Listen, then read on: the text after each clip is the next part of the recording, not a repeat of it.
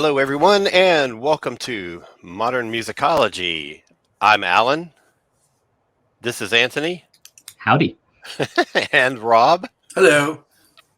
And we are going to be talking today about artists' rights, about music ownership, about how artists get paid, about how artists should be supported.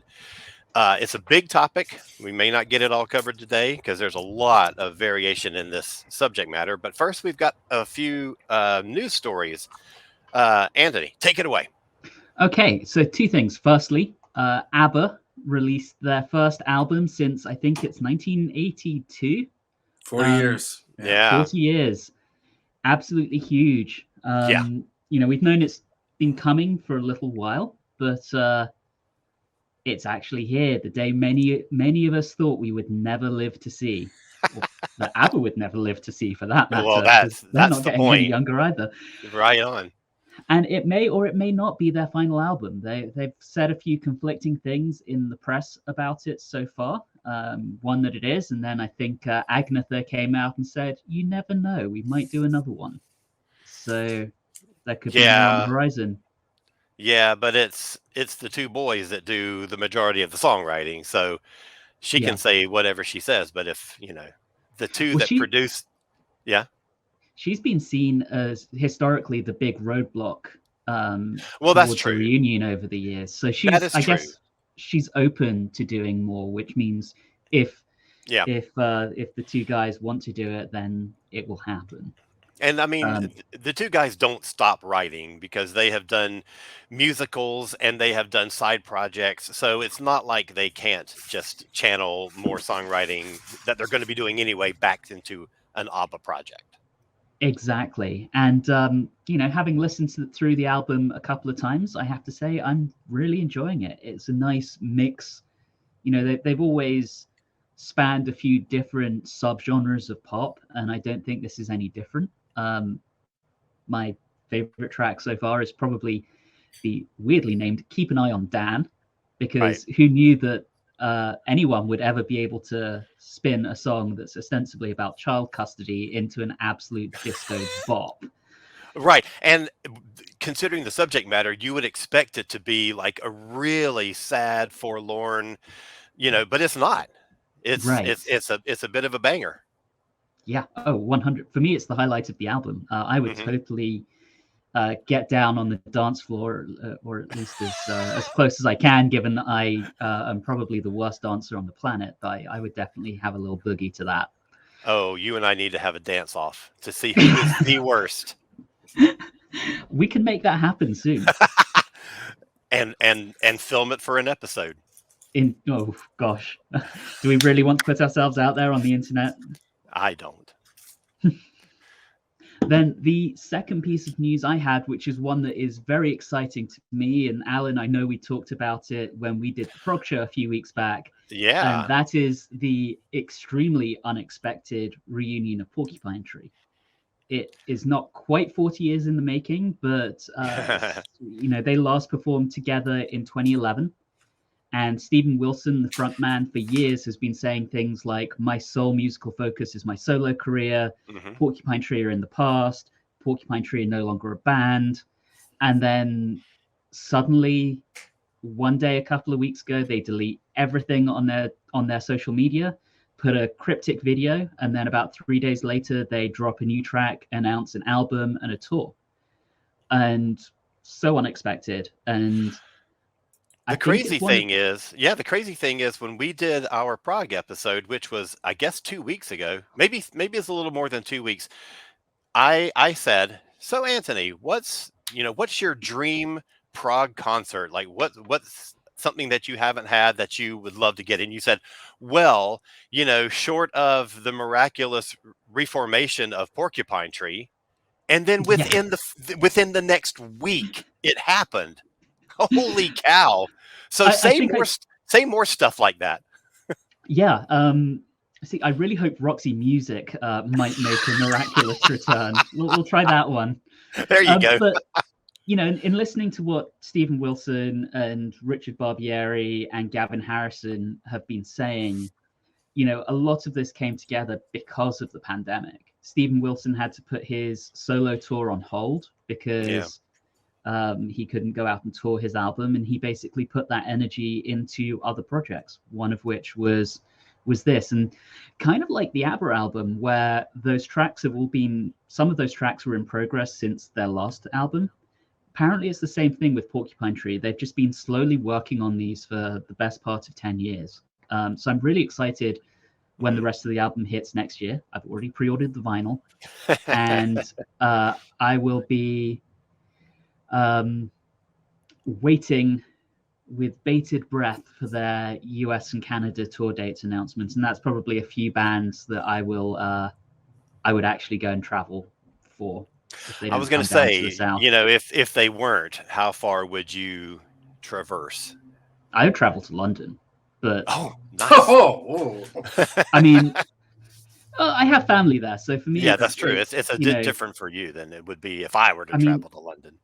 Until they said that US and Canada dates would be announced in early 2022, I was thinking of buying a ticket to the London show and arranging flights later.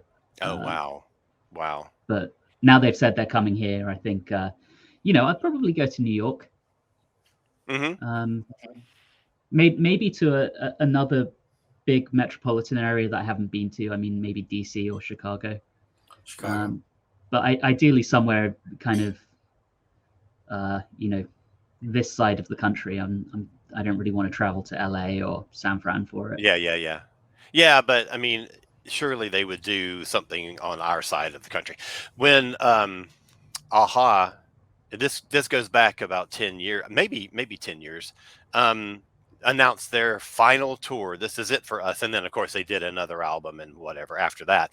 And they hadn't played in America in 20 years or something, and they scheduled like 3 dates: New York, Chicago, and LA, I believe it was. And my housemate Jeff, we're both big AHA fans, went to the New York show. I was unable to get away from work to do that, but he made the trip up to New York to see AHA for like the last time they would ever play in America. And I wish I had been able to do that. So if you do get the chance, I know you have to do it. So. Well, who knows? Maybe maybe AHA will do another final tour. Everybody's reuniting. It's going to happen. I mean, how many final tours has Ozzy Osbourne done? Well, again, Anthony's willing things. So OMD has Scritti Politti opening for them in the UK, which is a reunion thing. But there's word that AHA is going to be on the Duran tour in America next year. What? That is one weird out there thing. What? Yeah. Okay, so that one I would absolutely have to see. So, back in the, I guess it was late 80s, on one of the AHA tours and some of their television appearances and stuff, Gina Schock was their performing drummer. Yeah. Holy man, I would love to have seen that. So maybe if they do it again and the Go-Go's aren't, I mean, I'm sure the Go-Go's are going to do a big tour based on we just got in the Rock and Roll Hall of Fame. And they had one scheduled. So yeah, they're going to tour. Yeah. And I think too, that there's a batch of AHA remasters coming out. So I would bank on they're going to do this thing that people do now where they tour and play a whole album in its entirety. That's probably their next step. Yeah. Which would have to be their first album. But you look at their contemporaries, everybody's doing it. So they're, it's good. Sure. Speaking of which, going back to ABBA, I am actually planning a UK trip for something else in June next year. And I've already tentatively texted my mother, who was a huge ABBA fan, saw them on their tour in '79, and said, hey, do you want to go see the Avatars while I'm over in June? And she said, depending on the dates, yes, very much interested. So wow, that's really cool. Nice.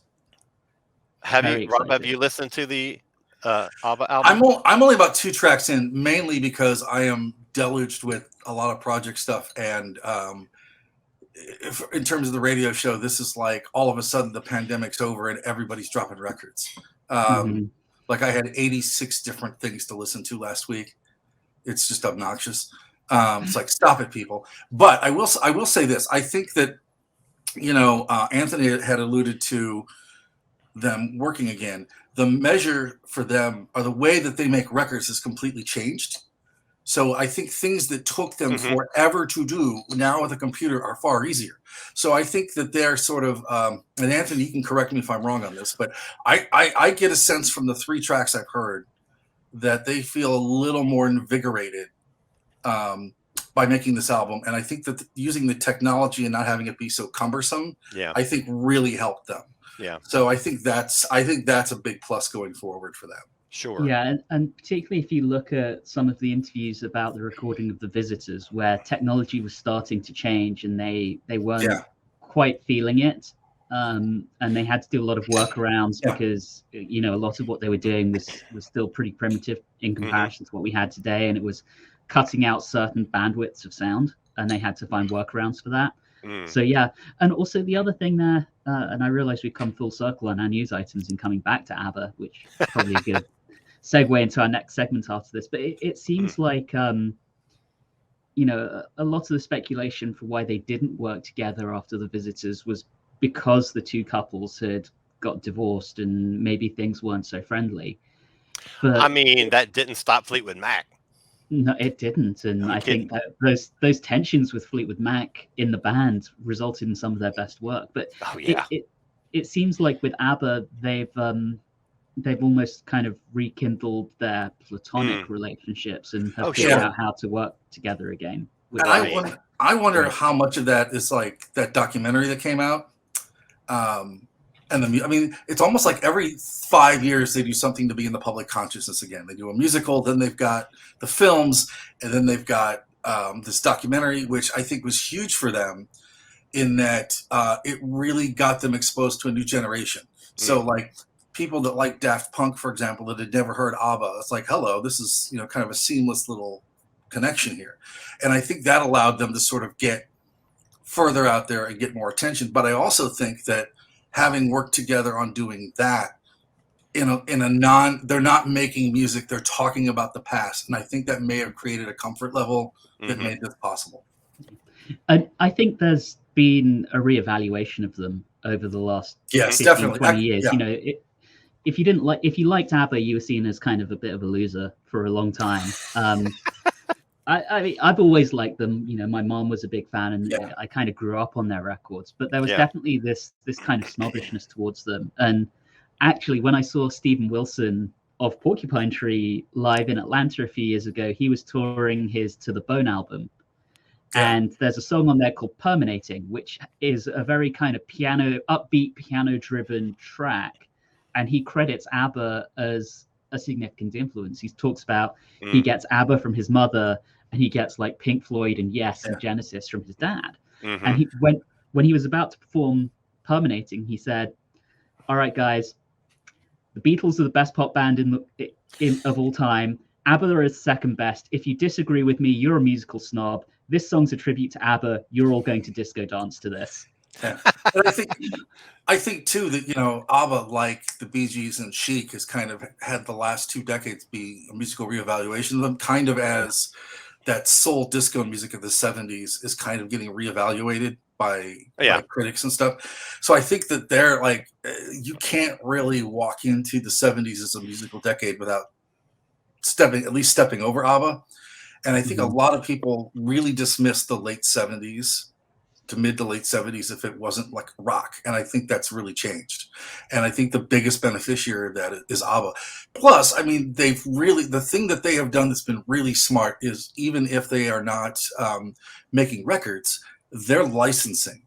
Whoever does their music licensing knows what they're doing, because they were way ahead of other people in getting their songs licensed in different things, in different places. But what's really interesting to that, Rob, is they are infamous for not allowing, for the most part, sampling. And like they made one exception for Madonna. Yeah. Otherwise, they don't let other bands sample their stuff. Yeah. Okay. All right. So let's move on to our main topic, which is this is a subject that I'm absolutely fascinated by. And there's been a couple of things that have happened recently that have really brought this to mind in a big way for me. First, we've had a rash of major artists selling off their publishing rights.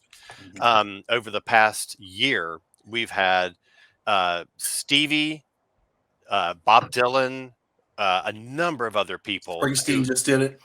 yep. Um, Bob Dylan is rumored to be the biggest music acquisition ever. It was 600 songs, and the rumored amount that he was paid is $300 million. Holy smokes. So that's one thing. The other one is Taylor Swift is in the middle of a project. She did her first 6 albums on Big Machine Records. She told them, I would really like to purchase the master recordings of my work from you guys. And they said no. They then sold those off to a third party without her consent. And she has now retaliated by saying, I am going to completely, note for note, re-record my entire first 6 albums so that I can have control over, my recordings. So she has released the first 2 of those 6. The second one came out 2 days ago. And so I'm just fascinated by the situation that artists find themselves in. Very few artists own their recording masters. They're almost always owned by the record company. And of course, when we're talking about this stuff, there's 2 different things as far as ownership goes. One is the song, the composition, which is controlled under the publishing deal. And almost every artist has their own publishing deal, and they own the publishing rights. The second thing is the recording. So the song and the recording are 2 different things, which is why you always hear 2 different categories on the Grammys: Song of the Year and Record of the Year. And the record company owns the recordings in most cases. So let's talk about some of these artists that have sold off their catalog. Dylan's was a complete sale. Everything that he has written, totaling about 600 songs, has been sold off. So he no longer will earn royalties on that stuff, but he just got paid $300 million. So, that's impressive. So I guess my question is, what does this do with the estates after they die in control of the recordings? Right. Because I wonder if some of this is kind of brought on by what happened with most recently, like Prince and Michael Jackson, where there's people fighting over who owns them. Right. I'm wondering if this is some of that. And the fact that there isn't like a sort of a Smithsonian that you can donate that stuff to, kind of like in a way that you could donate other musical archival things, right? Yeah. So I'm wondering how much of it is a legacy thing. It's like, well, I don't know. Although I don't know why Jacob Dylan doesn't want these, but he may not want the hassle of having to. It's a lot of business end of it. And if you're, my guess is that people saw the hassle of like Prince and Michael Jackson and some of those people. The other half of me is like, I wonder if they are in a position to where it's like, it's just so much of a business thing you have to micromanage. They don't want to have to deal with it. And so like when Dylan dies, Jacob Dylan gets, money or whatever. Does he still get all the royalties? Does he get a cut of it? How does this all, I mean, every contract's different, but I'm curious to see how this works with estates law and things.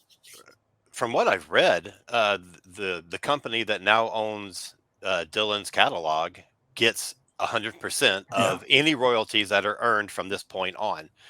That contract does not cover any future songwriting or recordings that Dylan makes. So if they do remasters, if they dump all the demos, live recordings. Yeah. So that kind of brings us on to almost the third category, where an artist sells off their royalties. So the example I would give most recently is KK Downing, formerly of Judas Priest. Most of Judas Priest records were written by the trio of Rob Halford, Glenn Tipton, and Downing. Downing sold off his royalties, but obviously because there are 3 of them that for the majority of their songs have the publishing rights and the master records, he couldn't sell off the actual rights. So Halford and Tipton still own the majority of, have a majority share in each of their songs, but any royalties that would previously have gone to KK now go to a third party. Interesting. Yeah, and then the other subgenre, the fourth thing, this is turning into a Spanish Inquisition. You kind of saw when labels and artists were having these frosty relationships over royalties. You saw this a lot with Pearl Jam and like the Pixies and some other bands, where they will sell the recording. So like you go see a band at like the Hollywood Bowl, and then like at the end of the show you can buy it on CD at the show. Tori Amos did this too. So a lot of artists are doing that, where they're making their own recordings and then they are selling them at the show, and then it's merch money. So I think some of that is all piggybacked into this weird contracts thing. I know when I worked at a major label, there was a lot of issues between one of the bands that was on the label and royalties, and that was 1992. So this is not an issue that's gone away. I just think that Taylor Swift has probably been the smartest in the execution of it, and I think that's really kind of the interesting aspect of all this, is that more and more artists are doing it. I mean, Jeff Lynne's done it, Echo and the Bunnymen are doing it, Depeche Mode's doing it. A lot of artists are doing this, and I think this is something that's not going away. I think she's ahead of a train here. Well, it's interesting because, a lot of artists have re-recorded their work in order to have a version of a song or whatever that they control. And the first one that I remember ever hearing about was Wang Chung. Oh, yeah. And this goes back like 15 or 20 years ago that they re-recorded some of their hits so that they could then license those songs to a movie or to a commercial or to whatever, because they did not have control of the master of their work. Yeah. About 10 years ago, I guess it was, Kiss did a thing where they recorded 15 key tracks. The current lineup recorded 15 key tracks, all their big hits, some of the like album songs that are, really big with the fans, so that they could then market those things. And they've done a lot of stuff with those. They licensed those recordings off to like Rock Band, that, console game thing. And then they struck that deal with Hanna-Barbera where they did the movie Scooby-Doo meets Kiss or whatever it was called. And almost every one of those 15 songs were in that movie. And so they have really worked those recordings, but this is the first. It's not often that you hear somebody record an entire album, much less six entire. So I'm going to like start a rumor right now. I'm going to spread this as a conspiracy theory. Taylor Swift is responsible for the pandemic so that she can get all this stuff done. Because in the past year, she recorded and released 2 brand new albums plus 2 complete re-records of past albums. Yeah, that is insane. Yeah, I think too. Going back to artists, I think Man of War did this too. They were early on in this too, and that's probably the only Man of War reference this show will ever have. You never know. It's the only reference we ever should have. But, and I can't even remember that. I can't even believe that that's like tangible in my brain. I apologize for crashing the show. But it's interesting in the Taylor Swift case, because she is the absolute queen of managing her own image and spinning things in a certain way. Yeah. And most people have never even heard of Scooter Braun before all of this happened. That's true. He has basically become public enemy number 1 for Taylor Swift's enormous legion of fans. Yeah. And, I'm not casting judgment on whether it's right or not. I have zero actual interest in the ethics of this, but she has portrayed herself as being wronged in all of this. Yeah. And she's been very, very successful in that, which has helped people buy into her re-recording 6 albums and not seeing it as a money grab. And the fact is, she is going to make an enormous amount of money off of them. But she's been very, very, I would say, clever with this. It's really interesting how today's a lot of these artists have taken sort of the Madonna textbook of managing their image and just amplified it. Like Taylor Swift is just completely, I think, in control of every aspect of her career in a way that artists aren't. And I think that's really, really fascinating and interesting. Well, I think the other thing too is that Taylor has been an absolute advocate and a very outspoken advocate for artists' rights.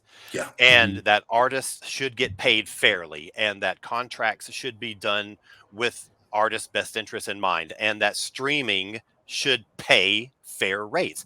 And it's interesting because we just had a news article in the past couple of weeks where there's like a reorganization of streaming royalties that's going to lower the amount that artists get paid. And that's unbelievable. Yeah.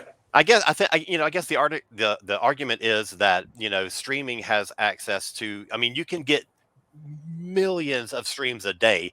So if you're paid, a tenth of a penny for every one of those, you still get made a chunk of change. But still, the rest of that money goes somewhere, and a better cut of it should go to the artists. And fundamentally, when you think about that for big artists, whether that's Madonna, whether that's Taylor Swift, whether that's Metallica or Jay-Z, they're going to make a lot of money. But my friend Radu's band Dead Rights, who probably get like one stream every couple of days. Hold on, I'm going to write that down so they get some money.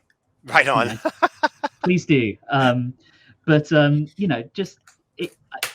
She's standing up for the little guy here because she's going to make a good, as you point out, Alan, a good amount of change. Yeah. Either way. But the little guy, not so much. But what's interesting to me, and the whole show doesn't have to be about Taylor Swift, but what's really interesting to me is that with someone else owning her original masters, she can essentially be competing with herself, not simply in the sense of the original 6 albums are still on the market, but that the owner of the recordings can now do stuff with them. They can put out a new, like, Taylor Swift Greatest Hits album using the original recordings. They can do a, Taylor Swift's country hits, and then they could do one for pop hits, and then they can do like the Beatles set that came out, Beatle 1, where it had all their #1 singles. They could do that with Taylor. Yeah. So they're gonna, I'm sure, put new repackagings out on the market while she's in the middle of re-releasing these old records. And for an example of that, I'm going to once again turn to Judas Priest. So for their first 2 albums, they were with a very small record label called Gull. And Gull weren't really backing them on the Sad Wings of Destiny tour. They weren't giving them support they needed. And their manager started negotiating and got them a deal with Columbia. But what that meant was leaving the masters with Gull for those first 2 albums and ostensibly losing the rights. Right. And what Gull did over the following 20, 30 years was put out a series of repackagings, a series of best of albums that only really covered any material from their first 2 albums, and candidly were deceiving to the general public because, bluntly, who the hell has heard anything from Rock-a-Roller? So, I think that's 100% what Scooter Braun and his business management team are going to do with Taylor Swift's first 6 albums. Oh, without a doubt. They would be stupid if they went through all these steps and then didn't do that kind of thing with it. So, but I think that they intended to have an easier road doing that kind of stuff. I'm sure that was always their plan. And now they find themselves in a position of having to compete the songs that they own against a new recording of the songs that they own. And I think it's an interesting situation. I haven't seen anything else like this before. And, again, I think Taylor Swift in particular has, as I said, a legion of very, very dedicated fans. They're going to go ahead and buy the new albums. They're going to make sure that the word is out there. Don't go and buy the originals. Go and buy the re-recordings, because they're the ones that, you're actually supporting the artist on. Well, the really smart thing about this is that, like, Red, her 4th album, is the one that she just put out on Friday, and the original album had 16 tracks. So she has done a note for note re-recording of those 16 tracks, but she has also on that album released another 14 songs from the vault that she wrote at that time and never released. Like they were possibilities for the Red album, but didn't get included on the album. Some of them got recorded by other artists, but most of them have not been heard. So Red is now a 30-track album. So even for her established fans who have owned these other albums in various formats, this is still new stuff for them to buy. They get the 16 tracks that they already know, but they get 14 more that they've never heard before. Mm-hmm. So smart. One of my favorite stories about this stuff, and this goes back to owning masters or actually reacquiring your control over masters. Back in the early to mid 90s, Bowie, because everything for me comes back to Bowie. Bowie, I can't help it. Bowie struck a deal where he sold off all future royalties for his entire catalog. So basically the publishing rights, and people invested in that. It was basically an investment deal, not a sale. And so he got this big chunk of change that he was paid in a big lump sum, and he used that to buy the master recordings of all of his early albums from RCA. So he and now his family own the masters, and that's where all this stuff that's been coming out since then, since his passing, all these, box sets and stuff like that have been repackaged. It's all the family, and they own all of that stuff because Bowie struck that deal in the 90s and got that big paycheck and used it. There's been a couple of other examples, like Pat Benatar had a big legal battle with her original label, Chrysalis, and was able to later on negotiate from them in a sort of like a new contract situation, was able to negotiate ownership of the masters. So now anytime there's a new Pat Benatar greatest hits, or you hear a song in a movie or whatever, all that money for that sale goes to Pat and Neil. So it's a situation where not many artists get that opportunity. But so with the Bowie thing, was that the infamous Bowie Bonds? The Bowie Bonds. Exactly. Those were interesting because that was basically an asset-based securitization. I'm leaning on my banking background here, which, I mean, to your point, Alan, was very much the first time anyone had done that with royalty, royalty projections. And, you see that kind of thing all the time where companies will securitize their inventory. So Best Buy is an example. They will do that so that they can finance future growth and acquisitions and so on. But for a musical artist to do that, that's groundbreaking. And then he basically secured his ability to pay them off by buying those masters. I mean, it was a very, very shrewd business move. Exactly. There aren't many artists out there that could do something similar. I don't think. And what the funny thing about that is that you're David Bowie, so you get written up in music magazines all the time, but you're also David Bowie, so you get written up in fashion magazines and all these other things. And so from this deal, he started getting written up in business magazines. Like, this was a unique situation. And it was whoever proposed this idea to him was a flippin' genius. What's interesting about the Bowie Bonds was in 2003, as the music industry kind of pivoted away from physical releases, and we started seeing not only piracy, but I think iTunes come around, they were actually downgraded in terms of their credit. Right. But Bowie being Bowie, those bonds were a 10-year fixed maturity, and they matured in 2007 as planned without defaulting. So despite the pivot in the music industry, he still fulfilled the financing aspect. Right. Which is phenomenal. That I realize that the mid to late 2000s and even going forwards to now, there's been this kind of existential crisis within the industry on how to handle streaming, digital rights management, torrenting, all of those kind of things, and still make a decent amount of money for the artist. Mm-hmm. So I feel like we'd be remiss if we weren't bringing up Michael Jackson and Paul McCartney during this conversation. If you think back, the two became friends when they recorded The Girl Is Mine. And during all of that, Paul McCartney gave him some business advice, which was, Michael, you'll make a lot of money buying the rights to other artists' back catalogs. And this was something that Michael Jackson took full-heartedly and ended up buying the Beatles' back catalogue, which understandably rather irked Paul McCartney, as he had been planning on buying the rights back himself. And that basically ended their friendship. But listen, okay, it's McCartney. Had he said, Michael, the way that you're going to earn a lot of money is to buy other artists' catalogs, not mine, but other artists. And he may have said that. We don't know. Well, he may have. That is very true. But I can't imagine if he did say that, and then Michael went and did it anyway. I don't know. But you're right. I mean, I remember at the time what a controversy it was that the Beatles catalog was going to be owned by someone who was not a Beatle.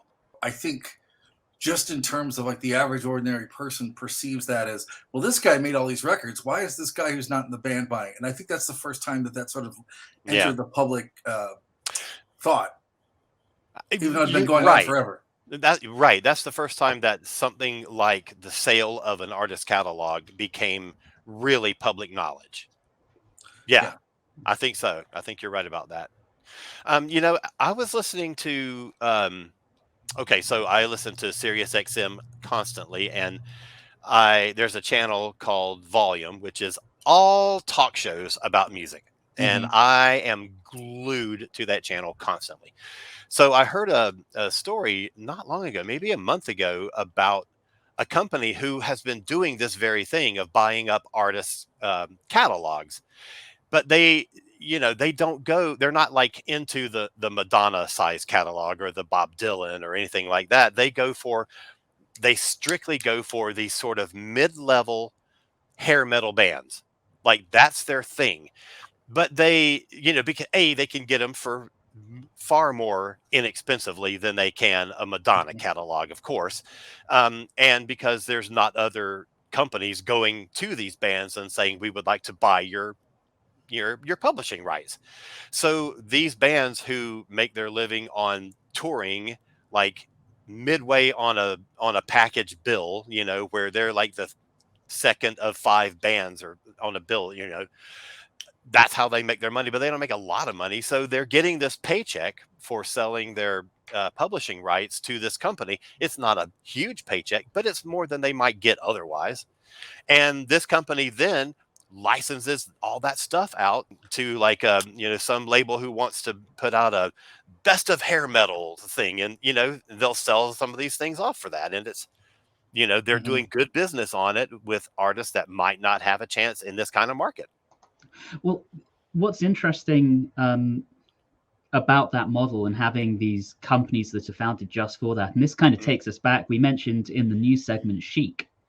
You realize Nile Rodgers has a music acquisition fund? He's got a company called Hypnosis, spelled the same way as... That is, I didn't know that was him. Yeah. What? And they own like the B-52s back catalog, Blondie. I think even the Red Hot Chili Peppers is probably the biggest band that they have. But he was a co-founder. All these bands he's played on, and all these bands he's played on and got along with that don't want to do them, handle their money. He's like, I'll do it. I've tried to buy stock in Hypnosis, but they don't. They don't actually sell to US investors, so I'd have to be in the UK to do it. And you wonder who might be next. Like, who's going to be the next big band that you hear about that will sell their rights or do a Taylor Swift and re-record their back catalog? Because now she's started doing it, you can bet that others are going to start following suit. They're going to see this as an opportunity. My guess is, I know that there's been a squabble between U2 and Island over their royalties for years, and their new records aren't selling, so I could see them doing it. And I a lot of No one easily would give Bono more money. no. I easily could see, someone like Blondie doing it, so that way Chris Stein, her and Stein get all the money.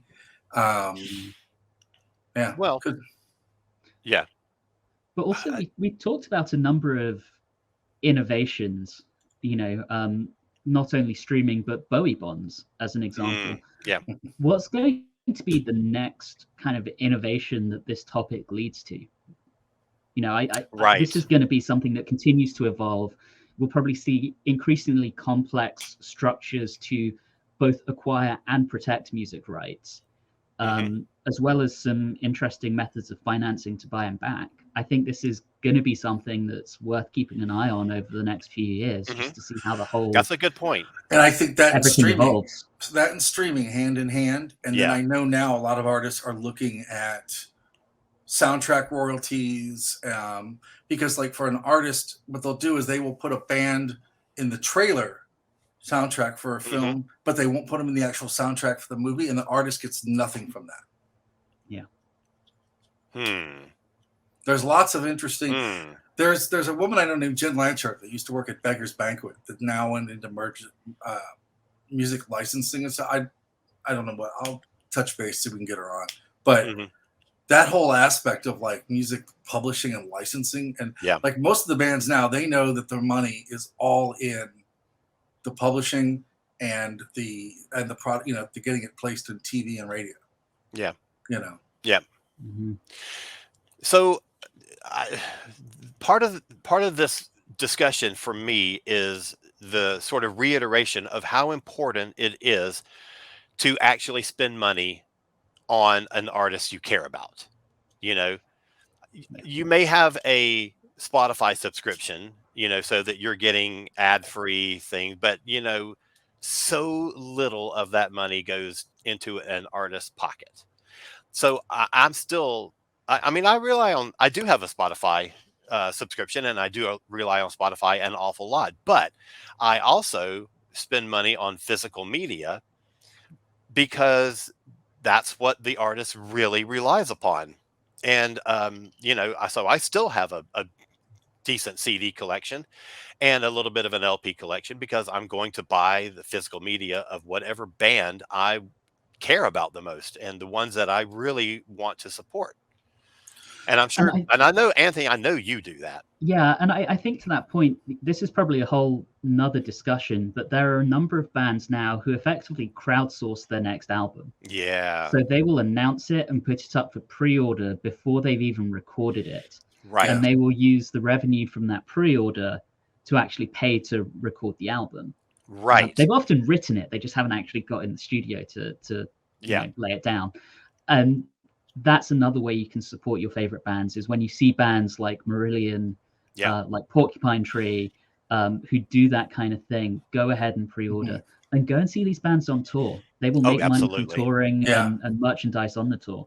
And we've just come through an almost 2-year period where most bands have not been touring, where an entire year where no live events were happening at all. So that's a big hit on income for these folks.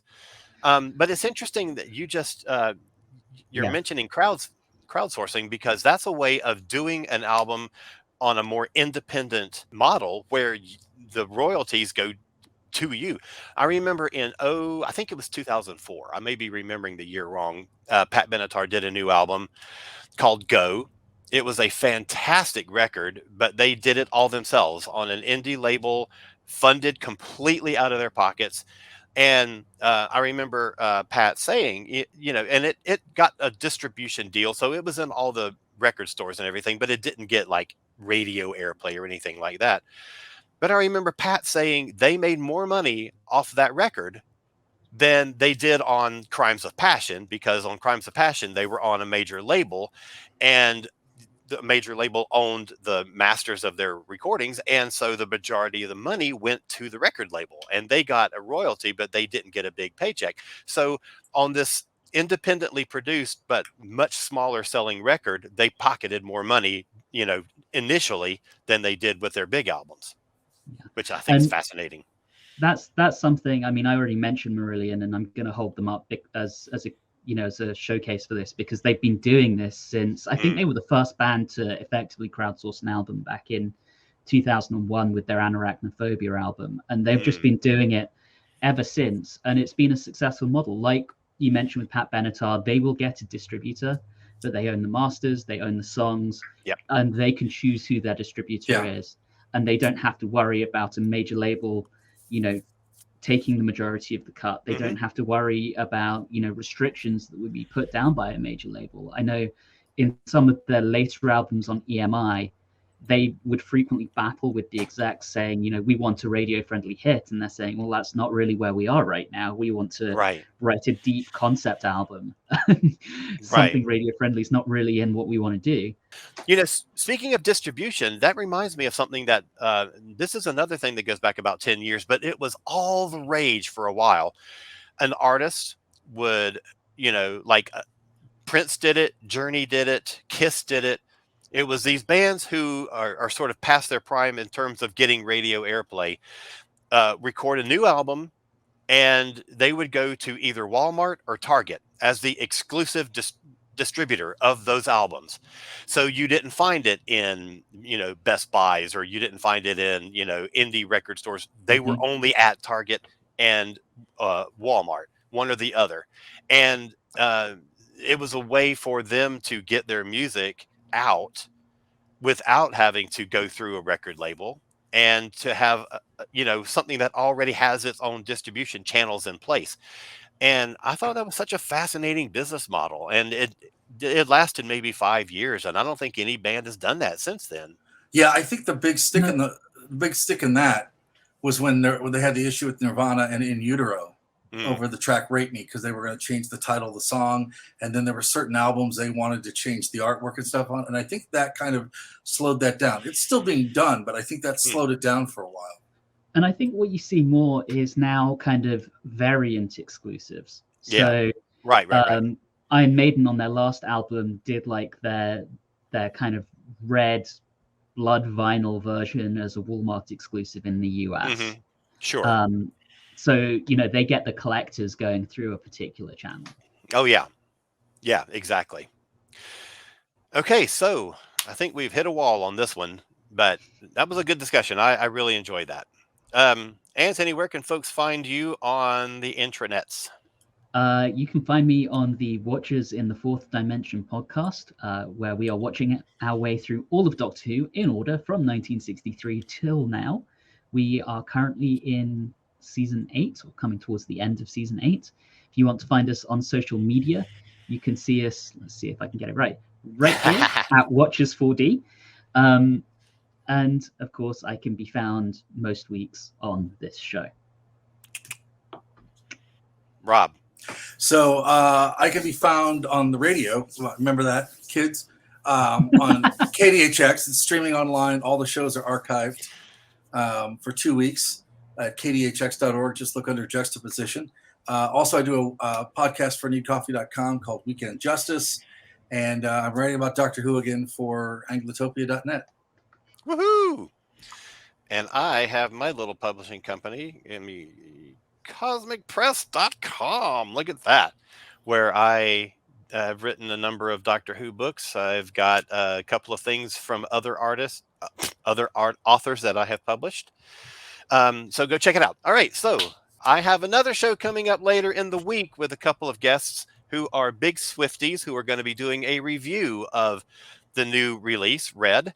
The first one that came out in the re-records, Fearless, and all the stuff that's been going on this past weekend. Her SNL performance, her interviews, her short film that just came out. Holy moly, this has been a Taylor Swift weekend.